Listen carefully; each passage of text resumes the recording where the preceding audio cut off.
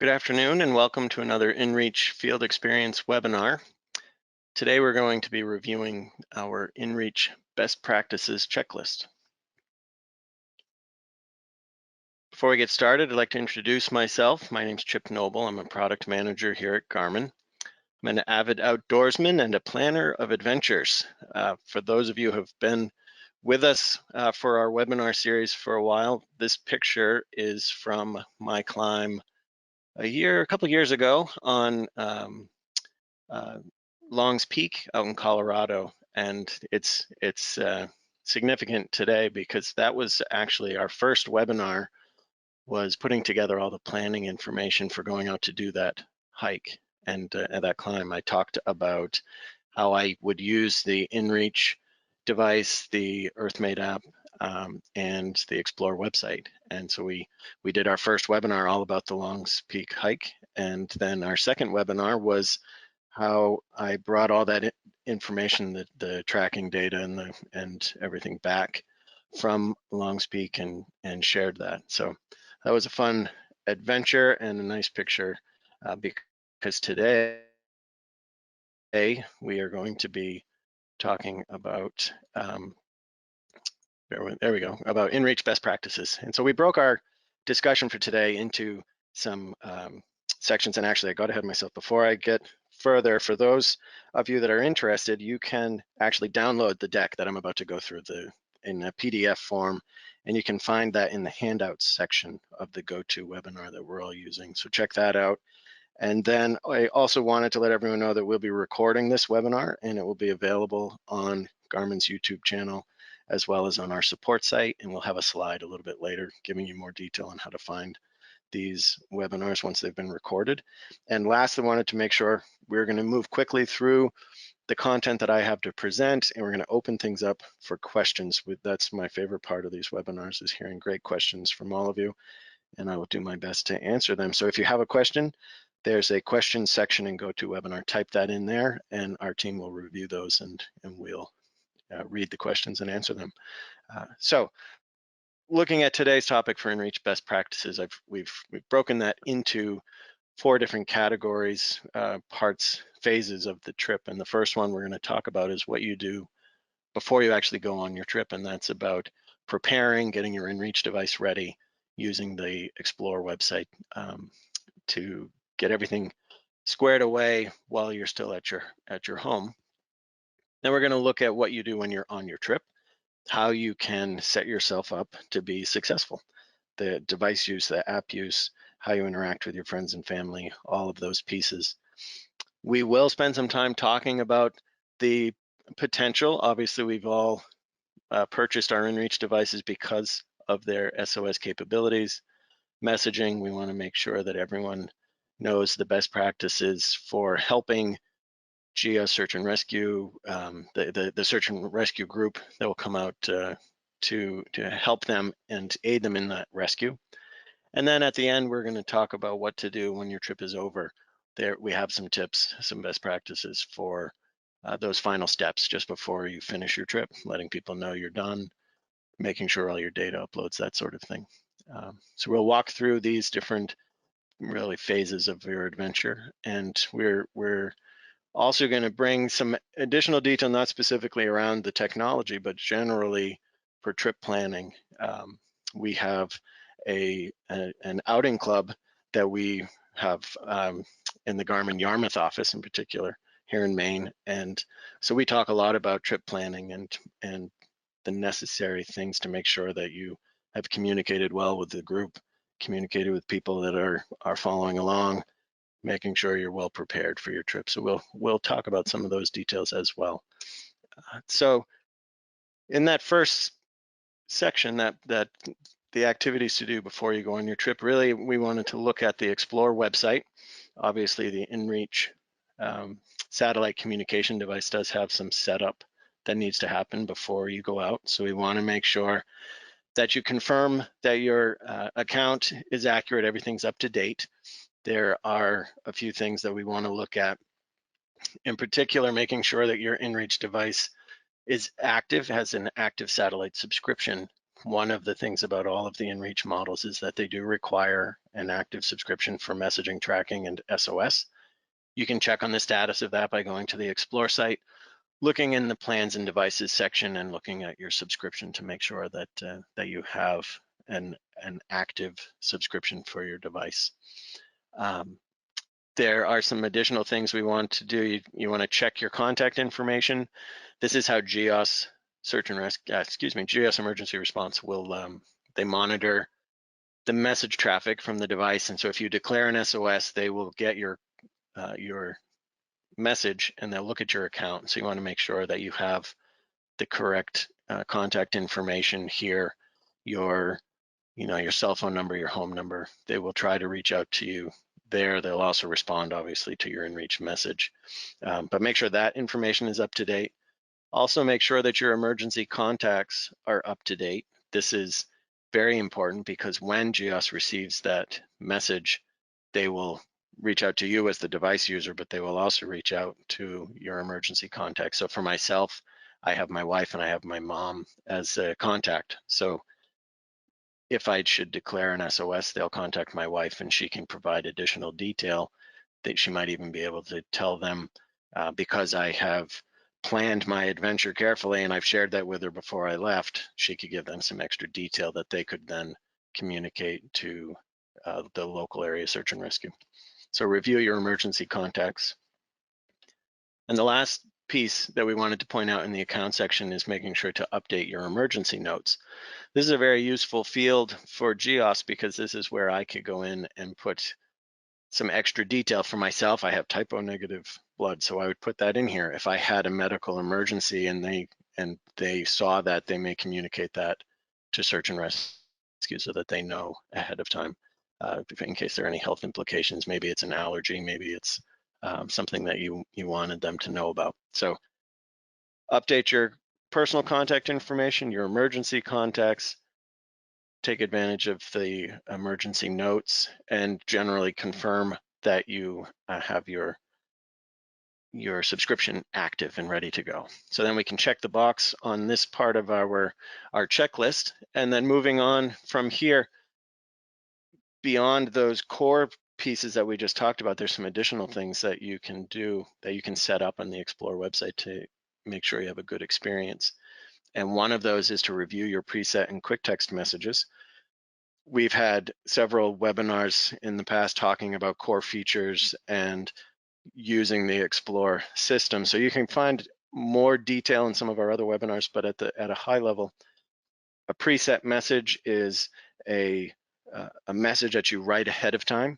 We're starting our trip, we finished our trip, we're stopping here for the night. And so it's a pre-canned message and it goes to a preset set of recipients. So I would send this to my family members and my close friends. And the nice thing about that is you have an unlimited, you can send an unlimited number of preset messages during your hike in any of our data plans. So even if you're at that safety data plan, you can still take advantage of these preset messages to stay in touch with people. It's very, very handy. Along with presets, you want to double check that your quick text messages are updated. And a quick text message, it's right there in the title. It's a fast way to send a message or choose a message that you're going to send. So it's a quick text. I use the I can't reply now, I'll write later quite often. When I'm out on a hike or a climb or something like that, if someone sends me a message, I like to respond to them quickly so that they don't worry that they haven't heard from me. But I might not have the time to type out a custom message. I may wait to do that when I get to the campsite. So I'll choose that I can't reply now, I'll write later. It's very, very convenient to send that message. So we put a check in that part of our checklist. And then from here, we'd move on to review our personal contacts. Each of the devices, each of the inReach devices have the ability to load contact lists. This is very important if you're going to be using the device standalone. If you're paired with the EarthMate app or the Explore app for the GPS Map 60 series device, then you have access to the contacts that are on your phone. But if you aren't bringing your phone with you, say you want to stay with the rugged device because it's inclement weather or you're you just want to reduce the number of pieces of technology you have with you, then make sure that you have created a contact for the important people that you want to message while you're out in the field. This is the way to do that. And so you go into the Explore website, you go to contacts. I would put in a contact for my my friends and my family, and then I would sync that onto my inReach device, and I would have that available to me when I go to compose a message from the device. So we can check off that item in our checklist. After reviewing our presets and quick text and double checking our contacts, if you are going to be doing any navigation while you're out on your trip, then it's important to plan that ahead of time. And you can do that by creating routes and waypoints and organizing that content into collections. You see here on the screen an example of a Mount Washington hike. So there are a couple of waypoints created here, and you can see at the top of the map page, there's a new waypoint and a new route icon. Very straightforward. You click on it, it brings up a little dialogue. You drop the waypoint at the place that's important for your trip.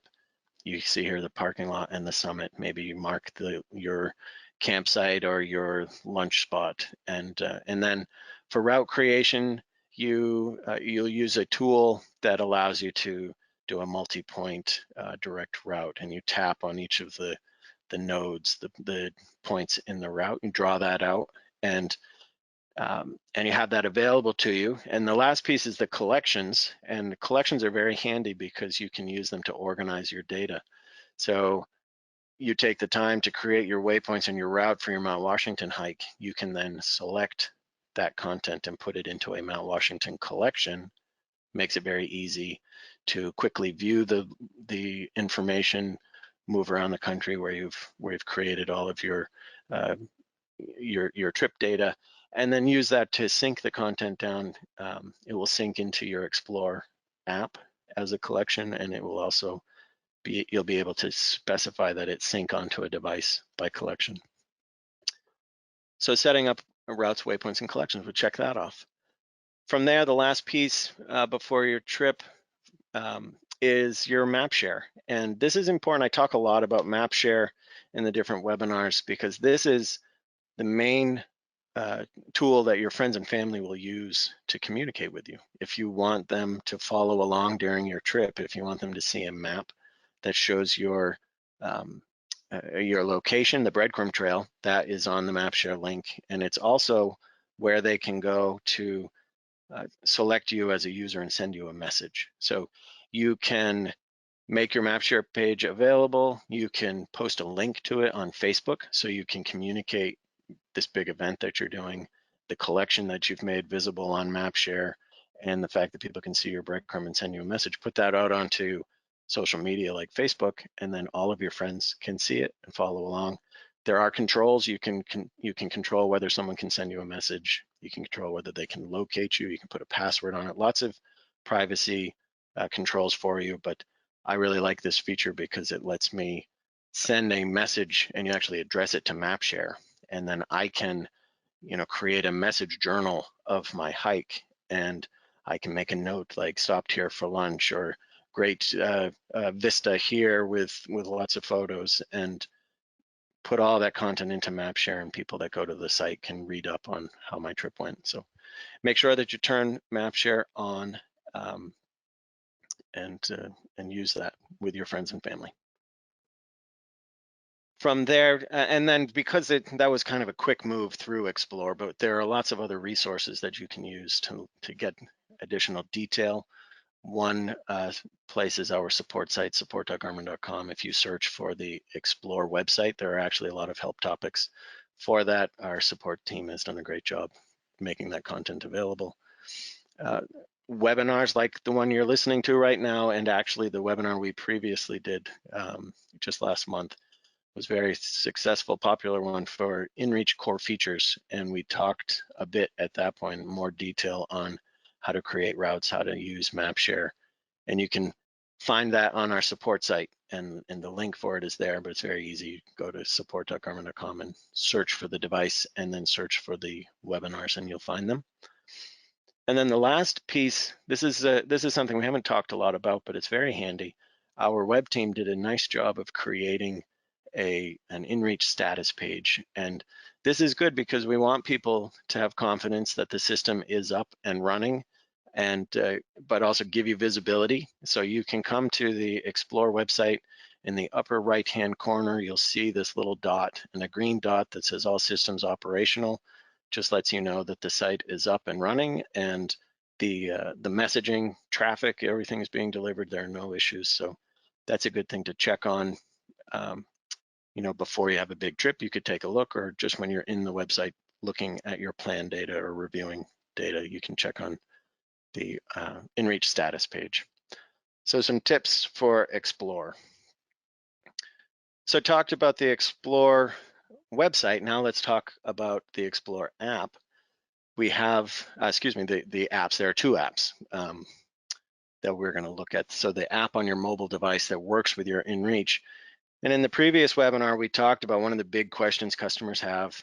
Well, there are two apps, which one's the right one for me? And the easiest way to explain this is that the EarthMate app is the app that we had back when we had our first DeLorme inReach devices. And then now with Garmin, we did release the inReach Mini and the Explorer Plus and SE Plus. And those work with the EarthMate app because they came out before the Explorer app.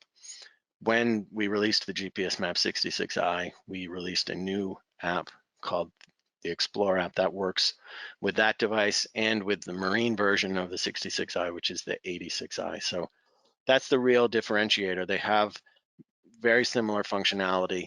The EarthMate app works with the legacy DeLorme devices as well as the inReach Mini, the Explorer Plus, and the SE Plus.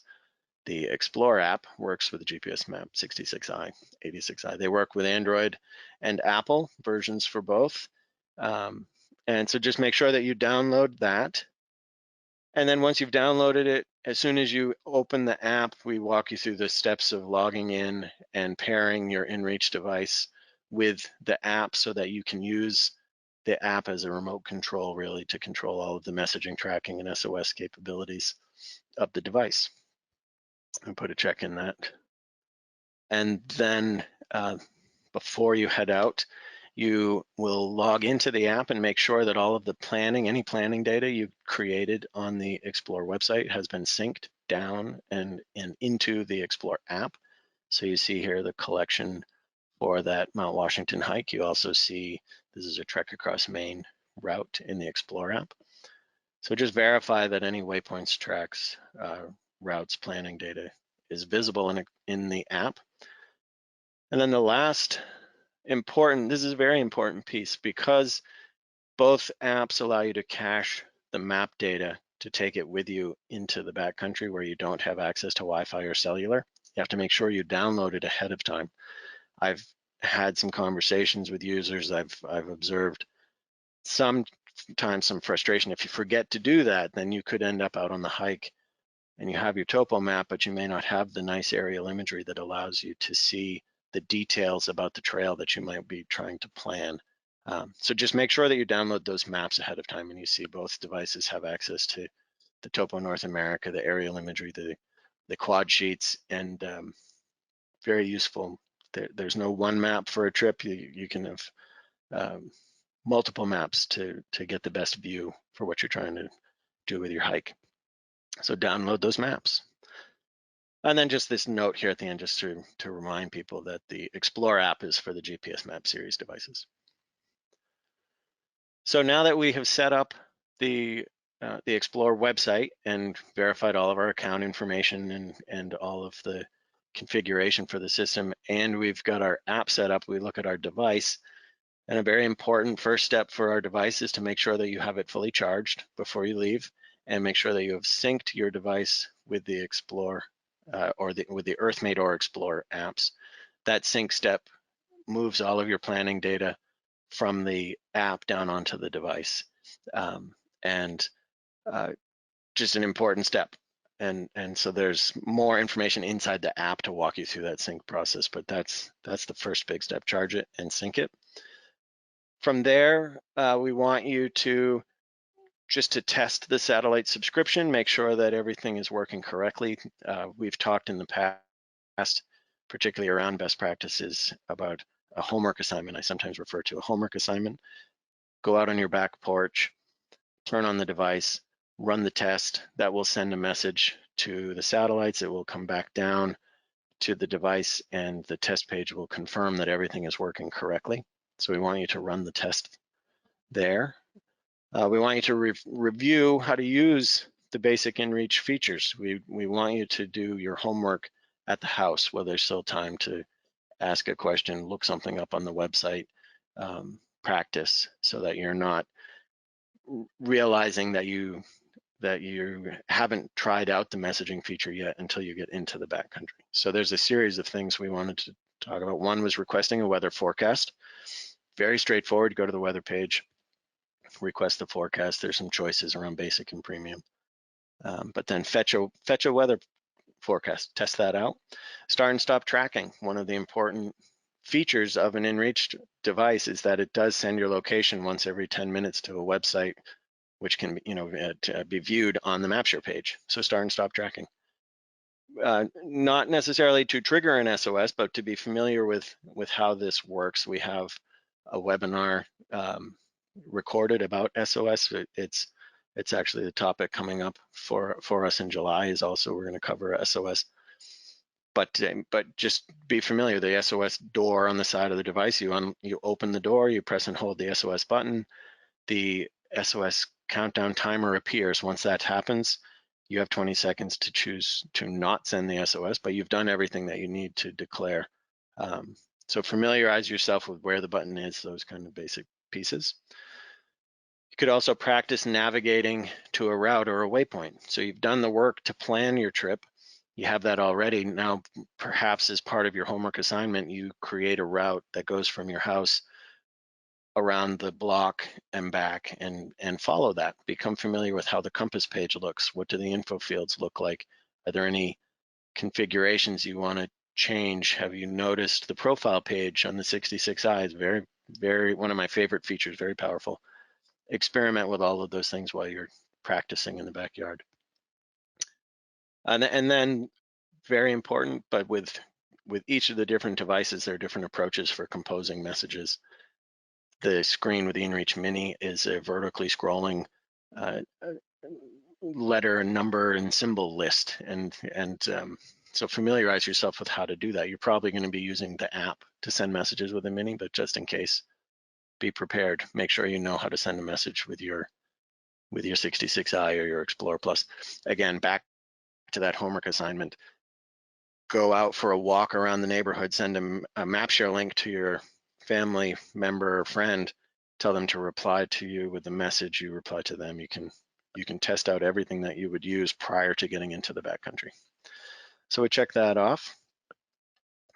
And then we wanted to add some extra pieces. I mentioned that we have the Garmin Outing Club here in Yarmouth, the Garmin Yarmouth Outing Club. And there are some things that we've been talking about as a group to make sure that our trip leaders are well prepared, and people are, even for just personal trips, that they're doing all of the appropriate planning.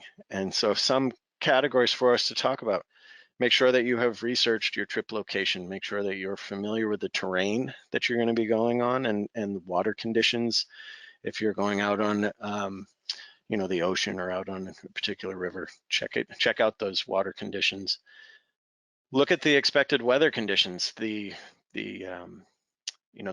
sign here that we're looking at, do you really want to take the Huntington Ravine Trail? That's in the White Mountains near Mount Washington, and the bullets here are very, very, very specific. That is a very dangerous section, and you need to be an experienced hiker to go there. So heed that and do your research ahead of time.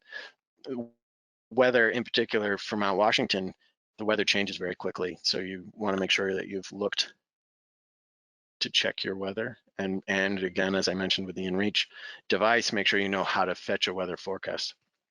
Also look at local rules and regulations, because particularly with the inReach device, there are some countries who don't actually allow for satellite communication devices. It's the responsibility of you as the device owner to make sure that you have researched this before you get there and possibly get in trouble when you try and bring your satellite communication device in. So check all of the local rules and regulations.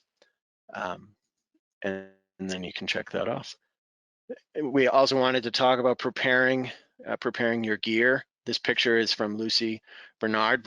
Our inReach team has done a blog post on her. She is doing a very long adventure through South America and North America, and is using the inReach to track that. And you can read more again on the blog, but check to make sure that you know how all of your gear works. For myself, every time I start off the new hiking season, I have to get out my white gas stove and make sure that I can prime it and get it running without creating a huge ball of fire, which is not good. So familiarize yourself with how to use all of your gear. Double check your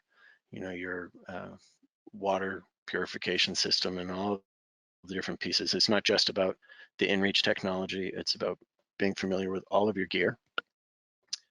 We can check that. And then the other thing to point out, make sure that you have done any training or practice before your trip.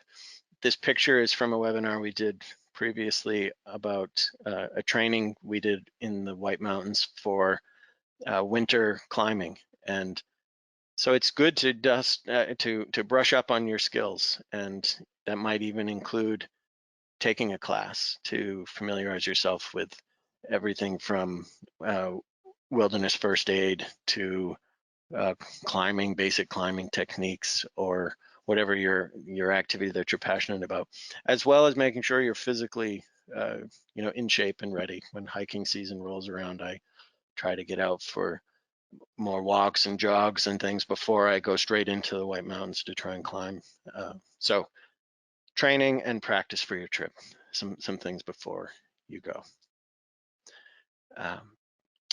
More about preparing, one of the other things that's important, lots of us have heard that mantra of plan your hike your plan. That idea is around ahead of time planning out where you're going to go and what the timing of your trip is going to be, and then sharing that information with friends and family, with someone, so that if something happens and you don't return in a timely fashion, they know what your plan was. Obviously, the inReach changes that a little bit because now you're connected when you're out there. If for some reason a change happens, you could communicate that with your device. But in general, plan the trip, upload it onto the map share, send that trip itinerary to someone, let them know what your activity is going to be. We talked about the weather forecast. This is a really interesting picture that one of our associates has. This is on Mount Washington, and this was a very short period of time between the first picture and the second, but you see that the weather changed drastically between the two photos. And remember that you can check for a weather forecast with the inReach as well. So from that planning phase, then we move into what to do when you're on the trip. And so at the start of your trip, the first and most important piece, if I could tell anyone, each of our devices have, the GPS Map 66i, that's 36 hours of battery life. And that's if you leave it on constantly at a 10-minute tracking interval. Turn the device on, because if something happens and you're not able to declare SOS, at least the device is on. It checks in every hour with your where you are to the server. If you're tracking, people can see that tracking data on MapShare. They can even request your location so long as the device has been turned on. Very important. Once you've turned it on, wait until you have a GPS fix before you head off into the backcountry. That GPS fix makes it faster for sending messages, and if you had an emergency, sending an SOS. So do that as well. When you start your trip and you're at the trailhead, so with the pieces we just talked about, but then there's some additional pieces. I tell everyone to get into the system at the recreation plan level because it has unlimited tracking. That's important because you can actually configure the device to start tracking when you turn it on. Then you don't have to even remember to go in and start that feature. You power on the device, every 10 minutes it sends your location to the website. Great feature, but you need to have that recreation plan level to get the unlimited tracking. Otherwise you pay per track point in the safety plan. So you can check that off. An important thing to do when you start your trip is to send a message to friends and family to let them know that you've started. You can share your map share ahead of time, but if you don't tell them that you're headed out, they don't know you've started, and they may want to go and follow along. And I just mentioned, so you can share your map share link right from the device too. When you start tracking, one of the choices is, did you want to send map share? That's helpful because it reminds people of what your map share link is, and helps them follow along. So when you're out on the trip, there's some details we want to share about best practices for where to position the device. All of the inReach devices use a radome, a helical antenna at the top of the device. That means that the signal is best transmitted through the top of the device and sort of like a mushroom out from the antenna. The bottom of the device is where the signal is the weakest. So you can imagine if you accidentally turn the device over in your pack and you were transmitting that message into the ground, you've reduced the success of transmission. So keep it clipped up high in the body so that it's up, has a nice clear view of the sky. It's not being blocked by your body. And backpack, it certainly, you can put it in your backpack and it's not blocked by canvas. It's not blocked by most backpacking material.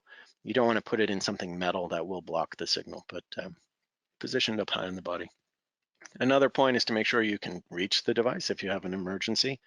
We know that the vast majority of our SOS messages are created by people just opening the SOS door and pressing the button.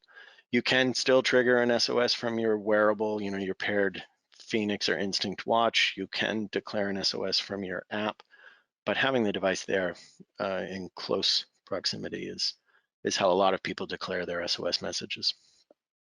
And then the last one is to tether the device so that you don't lose it. For myself, a lot of my hikes, it's rainy, slippery, wet, cold, or I'm just clumsy and I bobble the device. But if it's tethered to my backpack, it doesn't bounce down the mountain and I have to then go try and retrieve it. It just, the lanyard tether catches it. So tether it to your backpack.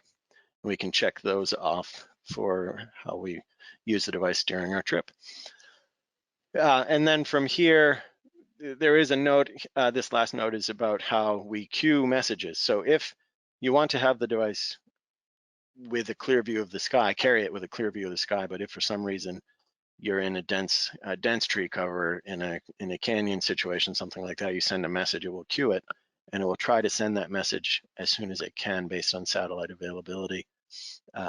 And then if you are concerned that messages haven't gone out yet, you can do a mail check, and that will look to see, well, it will look to see if any messages are waiting to come in. So there are different ways to cause the device to check in with the satellites. Mail check is in inReach utilities on the devices. We can check that off.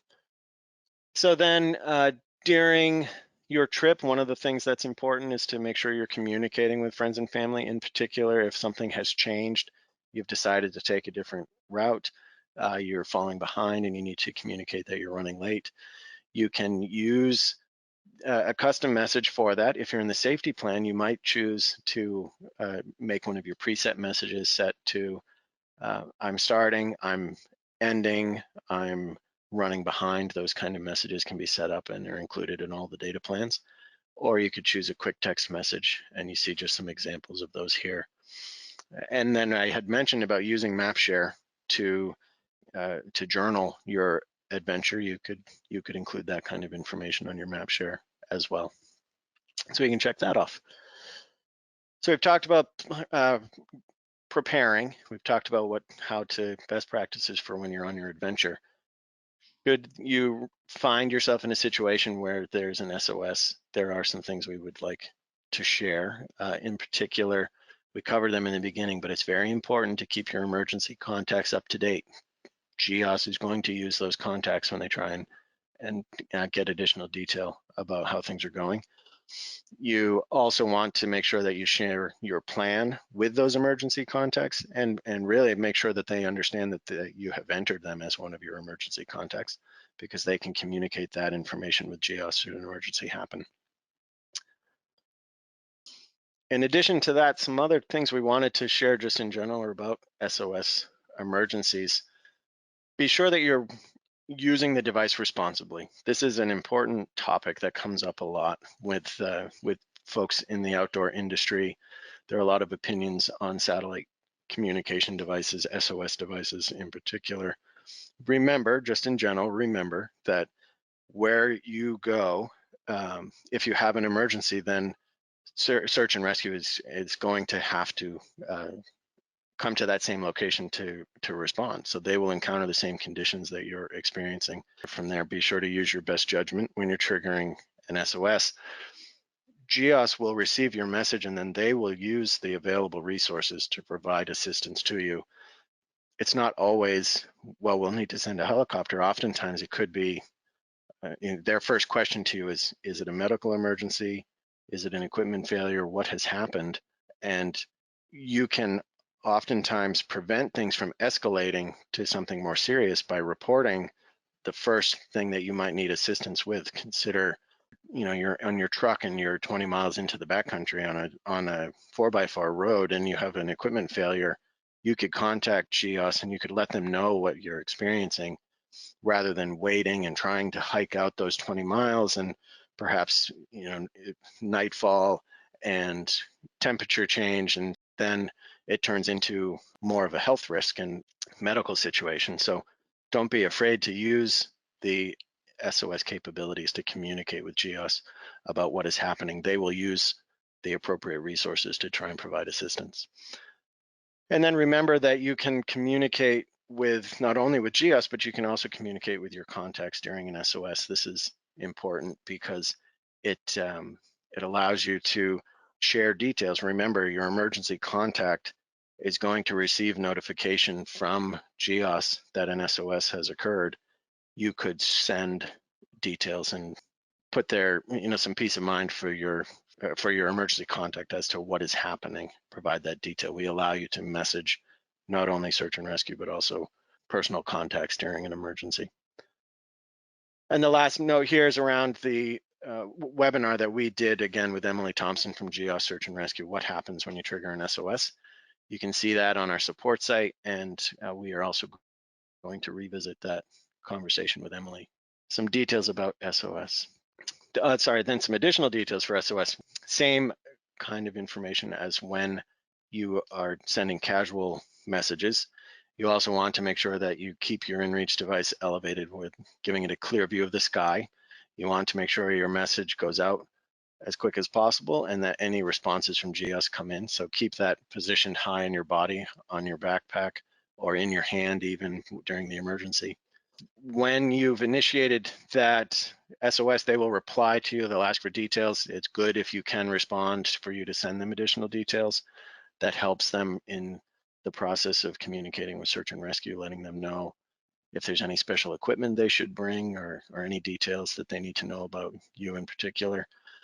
We want to make sure we point out that should something happen and you not be able to respond to that message, it doesn't change how GEOS responds. They still communicate with search and rescue. They will still send you updates. They will let you know ETA, even if you're not responding.